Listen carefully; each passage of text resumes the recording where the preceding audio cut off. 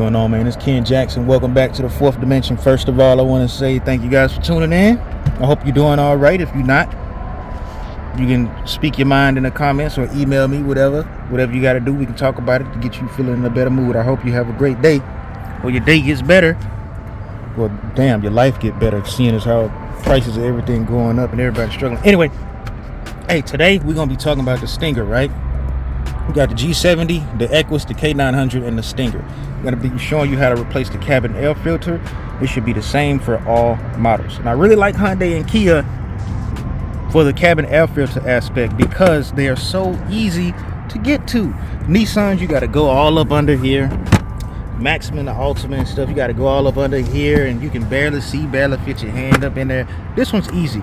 Make sure to remove your stuff from out of here because it is going to fall out, right?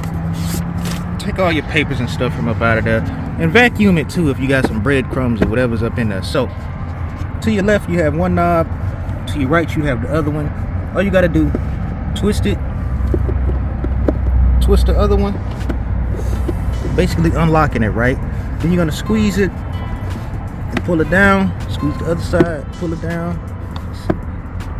That one's out, that one's out. Let me get both hands up in here, I guess. There we go. Squeeze them, pull them out. Cabin air filter is right here. So on the Equus or the K900 it may look different. Even on the G70 it may look different. But on the Stinger, you want to come on this side. You want to squeeze it and open it. Your cabin air filter is right there. Now, remember how it's placed. Airflow arrows are pointing down. If you have an OEM, you want to make sure it's pointing down. Whatever aftermarket you use, if they had the arrows on there, make sure it's pointed down. It only goes in one way. As you can see, I don't know if you can see, but it is dirty and it's also ripping. So it is time. It needs to be replaced. It's tearing in a few spots. So, and I tried to put some air freshener or some cleaner on it, and it didn't really do the job. It didn't really help it out. So I'm going to be replacing it with K&N. And I prefer to use K&N because, as usual, it's going to last a long time, and all you got to do is wash it out and dry it and put it back in there. Now, here's your model number, VF2061. This same filter is going to work with the Equus. And it same filter going to work with the Equus, the K900. I don't know about the G8, but the G70, yes. The G80 is technically the replacement for the Equus, so it might work more than likely. I'm gonna get this open. Let's see. I need both hands for this. It's either that or a rip it. Come on. Okay.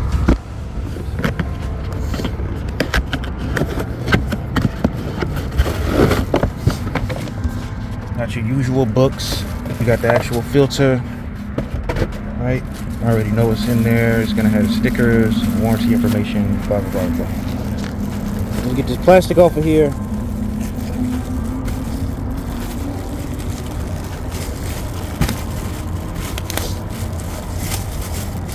We're gonna get the smell test going.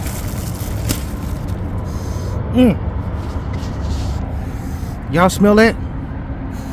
Smell like fresh air. Carbon deposits. Whatever the fuck. For the K&N, now it will, if you have a 22, just as a disclaimer, if you have a 22, let's say you're getting this on Amazon or on the K&N website or whatever, and you have anything that's a Stinger and it's above, I guess, the refreshed model, the 22, 23, it's gonna say that it doesn't fit. But think about it, what all has changed? Not a damn thing. Not, well, they did a slight refresh on the headlights and stuff, but like I said, if you go on Amazon or something, it's gonna say it's not gonna fit. This does not fit your model. So if you go on K&N is gonna say that they don't have a filter for that vehicle. But look at that, it slid right in there. Now put this on here just to ensure the fitment. There's two holes on the side that these go into. So you basically want to line that up, press it down, get it right. I'm probably gonna need my other hand again, so give me a second.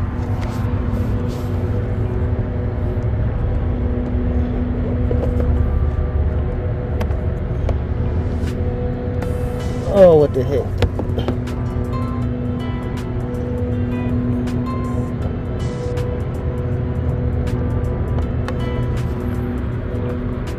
Boy, this is the hardest part, getting this thing back on here. God dog.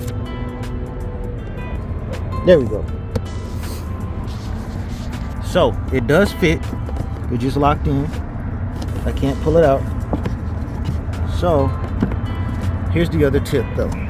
If you want, you go in here. It's like the car's gonna smell good regardless, especially if you're keeping it clean and vacuumed, you're not having a lot of food up in here, blah, blah, blah, blah, blah. It's gonna smell good regardless, as long as you keep your filters up to date and keep the car fresh and whatnot, vacuumed or whatever. At least vacuumed. It doesn't have to be spotless, you know, but you keeping your filters up to date and you're not leaving breadcrumbs and all this other stuff up in the car and etc. You know, it's gonna stay nice and smell good and looking nice, whatever. You're gonna feel comfortable in here. We spend most of our time in our cars anyway. You want to be comfortable. The other thing I wanted to say is you can always spray whatever air freshener, not Febreze, spray some of that long-lasting air freshener on your filter before you put it in there, and that thing is gonna get to smelling nice. It's gonna last a good while too. So that's what I'm gonna do with this. I'm gonna put some good smelling stuff up on here, stick it back up in there, let the air circulate for a little bit, and we good to go. So that's it. Just a quick rundown. Turn this, press it in, drop it down. Take this off, unclamp it, take the filter out. Make sure arrows are pointing down. Make sure it's on the K&N side, and make sure it's faced that way. It only goes in one way.